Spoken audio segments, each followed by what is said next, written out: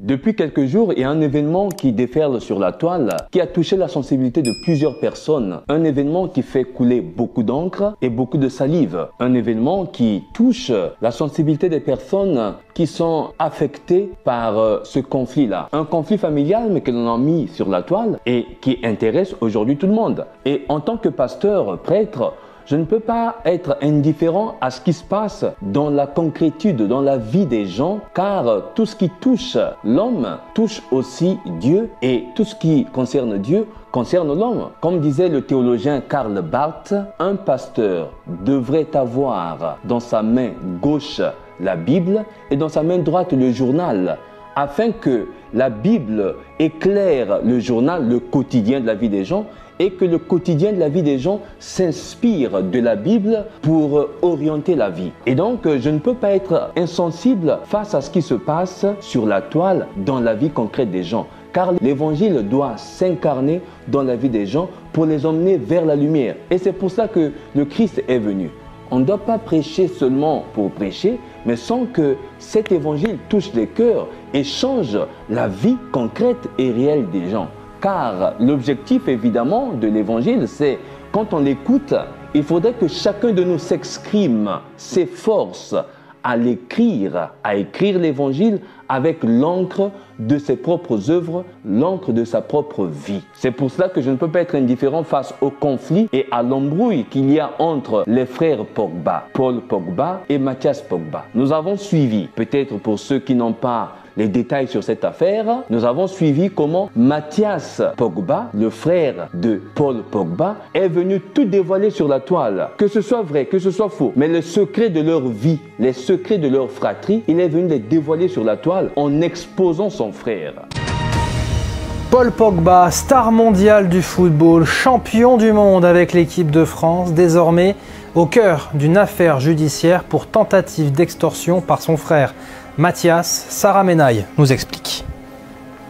C'est au mois de mars, fin mars exactement, lorsque l'équipe de France a joué deux matchs amicaux, l'un contre la Côte d'Ivoire, l'autre contre l'Afrique du Sud. À cette occasion, Paul Pogba est allé voir sa famille en Seine-et-Marne et là, il aurait été pris dans un guet-apens, c'est en tout cas ce qu'il a raconté aux enquêteurs français. Des amis d'enfance à lui lui auraient demandé tout simplement 13 millions d'euros pour service rendu. Voilà, il l'aurait protégé pendant 13 ans depuis le début de sa carrière professionnelle et il lui aurait réclamé donc ces 13 millions d'euros. Des hommes auraient même menacé Paul Pogba avec des armes. C'est ce qu'il a raconté en tout cas aux enquêteurs français. Et puis, tout au long de ces mois, finalement, du mois de mars jusqu'au mois d'août aujourd'hui, ces hommes auraient donc continué à réclamer cette somme à Paul Pogba, l'auraient intimidé, l'auraient menacé jusqu'à, au début du mois d'août, lorsqu'ils se sont rendus au centre d'entraînement de la Juventus Turin, le nouveau club de Paul Pogba. Là, à la sortie de l'entraînement, ils auraient tenté encore une fois de l'intimider. Et parmi ces agresseurs, Paul Pogba a raconté aux enquêteurs qu'il aurait reconnu son grand frère, Mathias. Mais aujourd'hui, cela déferle parce que Paul Pogba est l'international footballeur qui est reconnu au niveau international. Mais ce qui se passe dans leur vie, leur conflit là, nous vivons ça aussi dans nos vies quotidiennes, dans nos familles. Nous qui sommes peut-être des nationaux ou nous qui ne sommes peut-être pas chefs du quartier ou chefs de bloc. Et donc nous qui sommes dans la vie normale et quotidienne, sans qu'il y ait des phares qui s'intéressent à notre vie, il y a aussi des conflits pareils et peut-être pires qui se passent dans nos vies. Et donc je voudrais moi ici faire une analyse, non pas comme font les internautes, les youtubeurs, des journalistes. Et si l'on sait tous les détails de cette affaire judiciaire, c'est parce que Mathias Pogba, ancien international guinéen, a fait sortir cette histoire au grand jour avec une vidéo de 2 minutes 40 publiée samedi sur tous les réseaux sociaux, traduite en 4 langues et vue des centaines de milliers de fois, dans laquelle il affirme avoir de grandes révélations à faire sur son frère. Paul Pogba. Mathias est également très actif sur Twitter. Il a créé un compte dans lequel il affirme, notamment dans une série de tweets, qu'il a failli mourir à cause de son petit frère et qu'il aurait été forcé de mentir. Donc à présent, une chose est sûre, la famille Pogba, si soudée en apparence, est aujourd'hui totalement fracturée. Une marque, les Pogba finalement, ces 3 frères autour de cette maman extrêmement présente, cette maman qui n'a pas eu une vie forcément très facile et qui donc, grâce notamment au succès de Paul, évidemment, eh bien, était devenue elle aussi, malgré elle, finalement, une star à part entière. Et aujourd'hui, eh bien, malheureusement, alors on sait, si vous voulez, que les relations entre les frères Pogba n'ont pas toujours été au beau fixe, n'ont pas toujours été très stables, mais quand même, avant le mois de mars, tout allait bien. Mais je voudrais faire une analyse en tant que citoyen, en tant que pasteur. Quelles sont les leçons que nous devons tirer de cette affaire pour éclairer votre lanterne et pour vous donner quelques illustrations afin de nous mettre dans le bain de cette affaire? Je vais balancer quelques vidéos qui retracent la sortie de Mathias Pogba et les conséquences qui s'en suivent. Et même le nom de Kylian Mbappé a été inséré dans cette affaire pour alimenter simplement le conflit, et c'est pour insérer beaucoup d'autres personnes dans ce conflit afin que le feu soit plus brûlant. Disons, Paul Pogba, c'est un musulman et on lui reproche le fait d'avoir contacté un marabout, dit-on, pour marabouter Kylian Mbappé. Et beaucoup d'autres affaires encore qui peut-être vont ressurgir. Mais un musulman, c'est-à-dire que qui a Dieu, qui a Allah comme bouclier, devrait avoir une certaine carrure, devrait avoir une certaine adresse, devrait avoir une certaine façon de se comporter, de régler les conflits. Et Mathias Pogba aussi, je suppose, c'est un musulman. Et donc les deux frères connaissent le nom de Allah. Et donc quand il y a un conflit, comment il faudrait le régler? Quand il y a une situation, comment il faudrait résoudre? Pour nous chrétiens par exemple, il y a l'évangile du Christ qui nous éclaire et qui dit clairement: en cas de conflit, il y a ce qu'on appelle la correction fraternelle. Si ton frère vient à pécher, va le trouver et reprends-le seul à seul dans le secret.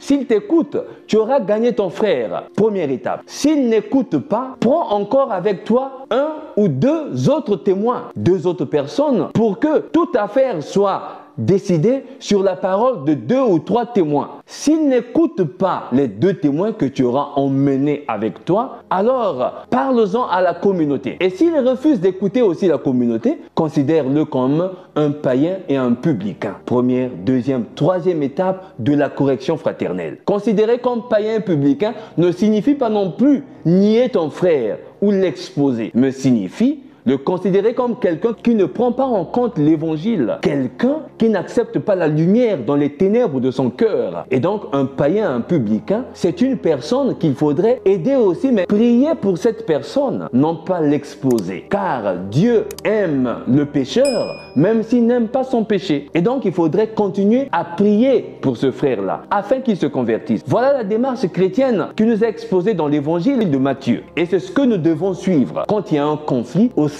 d'une famille. Mais ce qui s'est passé et ce qui se passe entre les frères Pogba, c'est une situation qui dérange, une situation qui nous pousse à réfléchir, à scruter nos relations familiales, amicales, fraternelles, sont basées sur quoi? Si c'est sur l'amour, mais un amour qui ne doit pas se nier lui-même. Parce que l'amour qui se nie, ça signifie que cet amour n'a pas été vrai dès le départ. Car l'amour supporte tout. L'amour corrige et reprend le frère en vue de le gagner, mais pas en vue de le perdre. Les gens qui se séparent aujourd'hui, même s'ils sont frères ou amis, ça signifie qu'ils n'ont pas été avant. Il y a eu l'hypocrisie. Nos relations sont souvent basées sur l'hypocrisie. Voilà pourquoi elles ne sont pas solides. Voilà pourquoi elles sont fragiles. Alors, commençons par le frère Pogba, Mathias. Mathias balance tout sur son frère parce qu'il a fait office de garde du corps pendant plus de 10 ans pour son frère sans être payé, dit-on. C'est ce qui a été dit. Il y a même un groupe d'amis de Paul Pogba qui est cité, les amis d'enfance, qui l'ont toujours accompagné, mais sans être payé, dit-on. Et donc ils l'ont embuscadé, ils l'ont raquetté, ils l'ont pris en otage pour qu'il leur paye une somme de simplement 13 millions d'euros pour service rendu. Voilà, il l'aurait protégé pendant 13 ans depuis le début de sa carrière professionnelle et il lui aurait réclamé donc ces 13 millions d'euros. Des hommes auraient même menacé Paul Pogba avec des armes. C'est ce qu'il a raconté en tout cas aux enquêteurs français.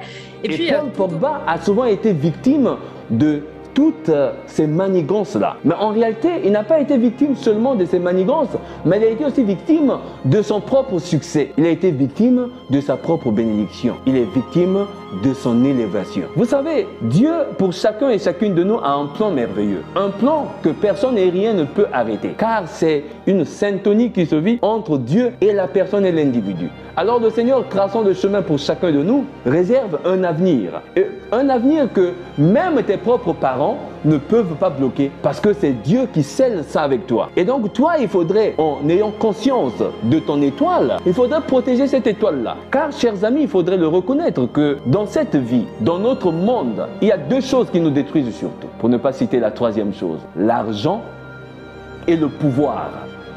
Quand l'argent est mal géré, quand l'argent est mal reçu, quand l'argent est mal conçu, eh bien, l'argent détruit. S'il n'y avait pas de l'argent dans ce monde, les hommes seraient un peu plus simples. Comme ça se faisait dans le temps ancien, il n'y avait pas de l'argent, mais on se rendait des services mutuels en se partageant quelques biens que nous avions. C'est-à-dire que tu donnes un bœuf, tu donnes une chèvre, tu donnes des œufs à une famille et qui vient te rendre service. Nous allons travailler dans le champ de telle famille, et bien la prochaine fois que nous serons dans le besoin, la même famille viendra nous aider. Et c'est comme ça qu'on s'aidait. Mais depuis que l'argent est entré dans notre monde et dans nos relations, les hommes veulent toujours accumuler parce que l'argent est succulent. Les hommes veulent toujours en avoir plus. Alors ils arrivent parfois à détruire la vie de leurs frères. Ils arrivent parfois à tuer pour gagner plus d'argent. Mais où est-ce que nous emmenons tout cela? Personne n'a emmené l'argent dans la tombe. Personne ne peut emporter tout cela dans sa tombe. Nous avons connu des grands hommes puissants qui étaient très riches dans ce monde, mais n'ont rien emmené dans leur tombe. Nous avons connu en Afrique des grandes personnes, des grandes personnalités, comme Kadhafi, qui avait beaucoup d'argent. Un homme qui pouvait nourrir tout son pays avec son argent, avec son avoir. Mais il n'a pas emmené tout cela. Il a été tué, toujours, à cause de l'argent. Nous avons connu Mobutu Sese Seko en RDC, en République démocratique du Congo. Un homme puissamment riche, mais qui n'a pas emporté de l'argent dans sa tombe. Nous avons connu des gens comme Michael Jackson. Nous avons connu des gens Hitler. Nous avons connu des gens, des puissants, qui se considéraient puissants dans ce monde, mais qui n'ont pas emporté tout cela. Ils ont tout laissé. Donc, soignons parfois notre image au lieu de la détruire à cause de l'argent. Le pouvoir. À cause du pouvoir, nous détruisons. Alors que le pouvoir devrait permettre à ce que la société soit bien, c'est-à-dire gouverner la société, gouverner la population, travailler pour le bien-être commun de tous. Mais voilà que le pouvoir détruit parce que nous gérons mal toutes ces choses-là. De la part de ceux qui ont l'argent, parce que le Seigneur peut te bénir, faire de toi un pilier de la famille, faire de toi une étoile, alors le Seigneur te donne de l'argent, le pouvoir, afin de soutenir la famille, soutenir les autres. Mais il faudrait faire attention, parce que quand on est dans cette position sociale-là, on est sur la vitrine, on est sur le podium, on est placé sous le regard des phares. Et donc il faudrait faire très attention et se protéger dans le Seigneur. Il n'y a que le Seigneur qui protège. Et faire très attention en choisissant bien son entourage, en choisissant bien son milieu. Car les personnes qui nous entourent, ce sont souvent celles-là qui sont susceptibles de nous tuer. Si le malin veut passer par là pour nous tuer, passera par des gens qui nous entourent. Nos frères et sœurs, le chauffeur qui te conduit, le cuisinier qui prépare pour toi et les amis qui t'entourent. Les gens en qui on a plus confiance. Car on peut parfois douter que le mal vienne d'eux. On peut douter que le poison vienne d'eux. Mais pourtant, très souvent, le poison vient de ces gens-là. Beaucoup de personnalités ont été tuées, détruites à cause des gens qui leur ont été proches. Et les secrets, nous les connaissons. Beaucoup d'hommes d'église ou d'hommes d'État qui ont été tués à cause des sœurs, des frères qui les entouraient, empoisonnés. Et donc, quand tu es dans une position sociale comme ça, il faut faire très attention. Cela ne veut pas dire se méfier tout le monde, mais être sur ses gardes et avoir le Seigneur pour seul bouclier de ta vie.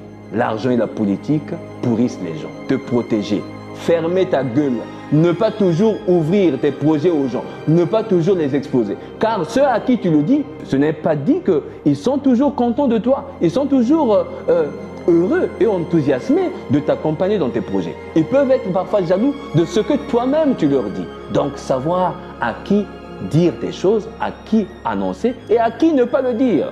Parce qu'on ne peut pas confier ses secrets à tout le monde. Parce que trop bon, trop couillon, comme on le dit, excusez-moi, Aimer les gens pour ce qu'ils sont et non pour ce qu'ils ont. C'est souvent ce qui se passe. Alors, de la part de ceux qui nous entourent, mais pourquoi ne pas se réjouir du bonheur de l'autre? Pourquoi ne pas accompagner le bonheur de l'autre en tirant toi-même aussi ton bonheur? Parce que si un frère a réussi sa vie, si un frère est bien placé, et s'il y a l'amour entre vous, mais ce frère peut vous aider, peut aussi faire de sorte que la famille soit hissée au loin.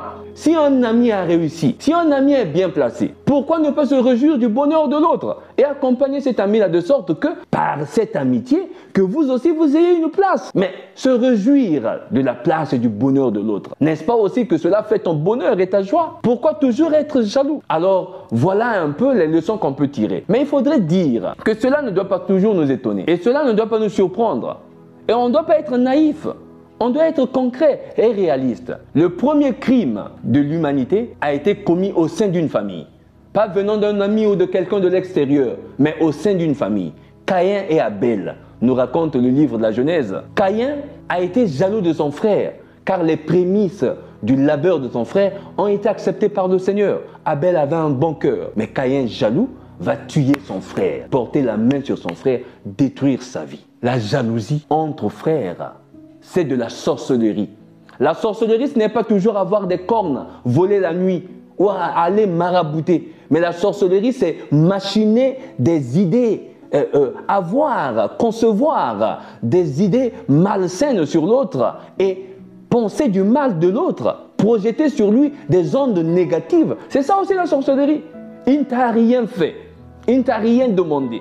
Mais tu es jaloux de ce qu'il est devenu, de ce qu'il a et de ce qu'il est. C'est de la sorcellerie. La sorcellerie, c'est cette puissance maléfique, ces ondes négatives que nous envoyons sur les autres. Les ondes qui détruisent la vie, la personnalité, même la quiétude de l'autre. Mais tu es dans ta chambre, tu es dans ton cœur, tu es dans ta maison et tu ne sais pas ce qui se passe ailleurs. Les autres conspirent contre toi. Et tout ce qu'ils conspirent peut avoir de l'incidence sur ta vie. Et quand cela se matérialise, c'est de la sorcellerie. La jalousie entre frères, c'est de la sorcellerie. Nous sommes nés du même cordon ombilical. Nous sommes nés de la même famille, mais nous n'avons pas tous la même étoile. Nous n'avons pas tous la même chance. L'un peut être docteur, médecin, et l'autre peut être un marchand, ou bien un cuisinier, ou bien travailler dans une boutique. L'un peut être docteur, peut être médecin, et l'autre peut être magasinier quelque part.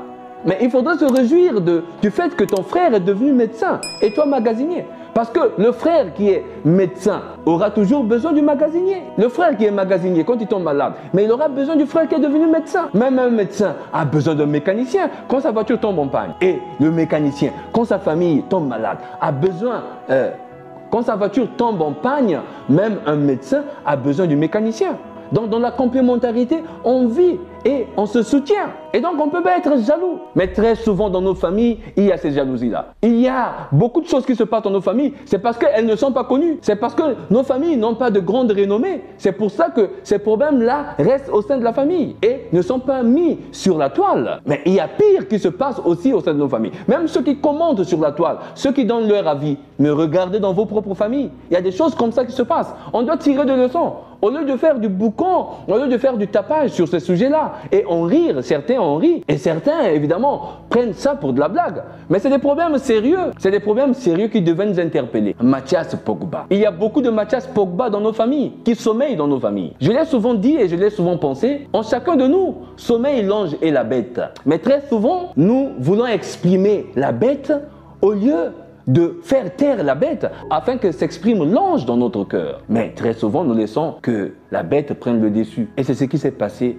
pour Mathias Pogba. Mathias Pogba doit se convertir. Il faudrait démasquer les Mathias Pogba de notre entourage, de nos familles. Il faudrait démasquer les Mathias Pogba de notre cercle amical, familial, même dans nos paroisses. Il y a des gens comme ça, des Mathias Pogba. Ça lie à d'autres personnes et se cache derrière les cagoules pour faire du mal à leurs propres frères.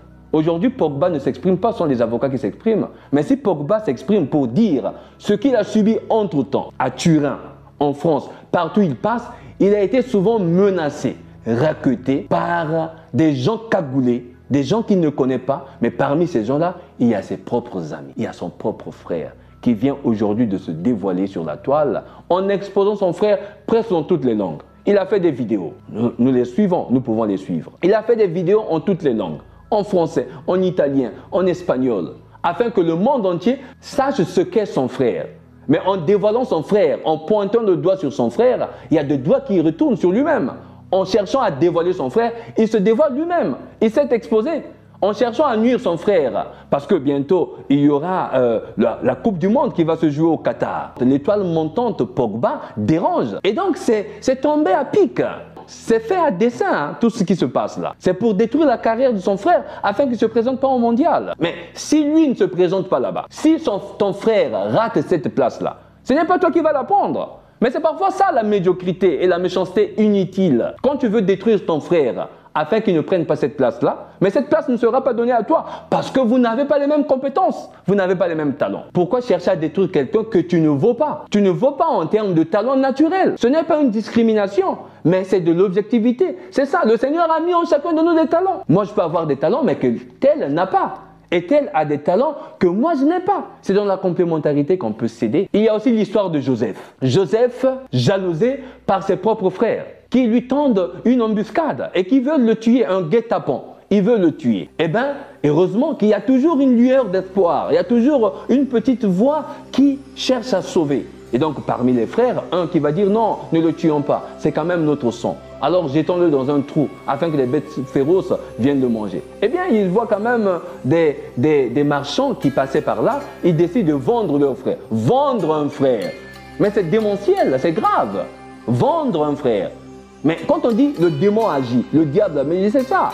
Diabolos, divisé. Quand vous êtes déjà divisé, c'est le diable qui agit. Le diable, ce n'est pas une idée abstraite. Le diable, ce n'est pas une imagination. Le diable s'incarne, se visibilise à travers le visage d'un homme, à travers le visage d'une femme, à travers un frère, une sœur. Et c'est comme ça que Joseph a été vendu. C'est du négatif. Mais heureusement que le Seigneur sait écrire droit sur des lignes courbées. Heureusement que le Seigneur sait positiver même le négatif de notre vie. Le Seigneur récupère cette situation du frère vendu par ses propres frères. Joseph, donc vendu par ses frères, eh bien, il se retrouve en Égypte. Il rencontre beaucoup de vicissitudes. Je vous épargne les détails, mais se retrouvera en prison où il va interpréter un songe d'un dignitaire de la cour pharaonique. Et c'est comme ça que ce dignitaire, quand il sortira de prison, et Pharaon aura les mêmes problèmes de songe, il se souviendra de Joseph. Et Joseph sera appelé, il interprétera les songes de Pharaon, et Pharaon va le hisser, va le placer à la gestion de ses biens. Mais voilà l'ironie du sort. La famine va arriver dans le village de ses frères qui vont se retrouver finalement en Égypte pour aller acheter des vivres. Et ils rencontreront Joseph qui les identifiera. Mais eux ne reconnaîtront pas Joseph. Parce que le mal, quand on le fait, nous bande les yeux. Parfois, on ne sait plus reconnaître le frère. Mais Joseph, pardonnons, dépassant le mal qu'il avait subi, il reconnaît ses frères. Et voilà, c'est lui qui va sauver sa famille. Joseph et ses frères. Tirons des leçons pour ça. Il y a beaucoup de frères qui vendent et qui trahissent aussi leurs propres frères dans nos familles, au sein de nos familles. Et ça continue jusqu'aujourd'hui. Ce n'est pas une affaire d'hier ou d'aujourd'hui seulement, mais c'est une affaire qui date depuis longtemps, depuis la nuit des temps. Faisons attention, nous ne nous laissons pas embrouiller, même par le spiritualisme désincarné. Ne nous laissons pas embrouiller par Nzambakosala, Dieu va faire, laissons tomber, qu'est-ce qu'il faut faire? Non, il faut se bouger, il faut être attentif pour ne pas se laisser prendre. Jésus lui-même d'ailleurs, détruit, trahi par Judas. Judas, un homme de confiance. Judas, c'était le caissier du groupe. Dans le collège des apôtres, Judas, c'est lui qui tenait la caisse. Donc en lui, on avait placé la confiance. Le Christ avait placé sa confiance en Judas. C'était un ami. Et voilà, Judas, par la cupidité, à cause d'argent, va trahir le Christ, va trahir Jésus. Mais le Seigneur sait, Dieu le Père sait, il récupère cette situation. Par cette trahison de Judas, eh bien, le Christ va mourir sur la croix pour sauver l'humanité. Le Seigneur sait positiver même le négatif de notre vie. Jésus a été trahi par Judas. Il y a beaucoup de Judas dans nos vies. Il y a beaucoup de Judas dans nos familles. Il y a beaucoup de Judas dans nos relations. Il faudrait qu'on fasse très attention pour qu'on ne donne pas la possibilité à ce Judas-là. Il faudrait être vigilant. Il faudrait être ékengué. Il faudrait ouvrir les yeux. Il faudrait bien regarder pour ne pas se laisser prendre par les Judas de nos familles. Alors, chers frères, chères sœurs, cette affaire de la famille Pogba m'a bousculé, m'a beaucoup dérangé. Ces jours-ci, je suis en train de réfléchir sur ça. Et j'ai voulu faire cette vidéo pour partager avec vous cette douleur, mais aussi pour attirer l'attention, pour ne pas que ces choses-là nous arrivent. Aujourd'hui, c'est arrivé à Paul et c'est Mathias qui fait. Ça peut arriver à moi, ça peut arriver à toi. Et c'est un frère, une sœur qui va le faire. Et donc, il faudrait qu'on soit très attentif. Donnons à nos familles, aidons nos familles, mais il faudrait aussi qu'on éduque nos familles, que l'argent se travaille au bout des efforts que l'on gagne de l'argent. L'argent facile, évidemment, cette facilité-là, on veut avoir tout et tout de suite, c'est ça qui nous pousse au meurtre, au crime et à la désolation que nous sommes en train de voir sur la toile. Mais il n'y a pas que la famille Pogba, il y a beaucoup de gens qui ont subi les mêmes difficultés. Nous pouvons citer par exemple Emmanuel Adebayor. Adebayor a fait sortir une vidéo il n'y a pas très longtemps aussi, nous avons suivi comment il parlait de sa famille. Ça se passe comme ça. Les joueurs africains sont assujettis à... Il y a beaucoup de joueurs africains qui souffrent de ça. Qui souffrent de ça? Ouais, beaucoup. J'étais dans ma chambre à Metz et mon grand frère qui était en Allemagne est venu me voir. T'avais quel âge? J'avais 16 ans. J'étais obligé de vider mon compte pour lui donner. Et il appelle ma mère et ma mère lui dit « Ouais, tu es parti voir ton petit frère, comment est-ce qu'il t'a mis bien, est-ce qu'il t'a donné quoi et tout ?» Il dit « Ouais, il m'a rien donné. En ce moment, il a la grosse tête, il abuse et tout. » Et j'appelle ma soeur, ma grande soeur, je fais, mais c'est quoi les histoires ça? Et elle commence à me gronder. Et je lui dis, ma grande soeur, je te promets, je te jure, sur le ballon que je joue, que mon frère, il est venu ici, j'ai vidé mon compte. Je commence à dire, mais j'en ai marre, c'est quelle vie ça? Ma grande soeur ne me croit pas, ma mère ne me croit pas. Et je l'appelle ma grande soeur, je lui dis, écoute, tu sais quoi, j'en ai marre, il faut que je parle, ça sert à rien de rester vivant. Il me dit... Tu t'as pensé au suicide? Je pensais au suicide. J'avais pris les médicaments et tout, c'était à côté de moi. J'ai appelé un autre petit frère, Agui. Il m'a parlé pendant 1 heure et c'est lui qui m'a fait revenir à la raison. Il me dit, mais pourquoi tu veux mourir? T'étais prêt à passer à l'acte? J'étais vraiment, quand je dis prêt, j'avais le médicament à côté de moi. J'étais vraiment prêt. Tu commençais à réussir? Et je commençais à laisser ma vie. Et tu voulais te suicider? Je voulais vraiment me suicider.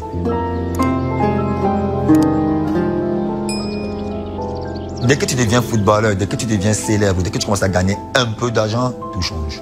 Mon frère, même mère, ils m'ont mis couteau sur ma gorge à Monaco, dans mon canapé.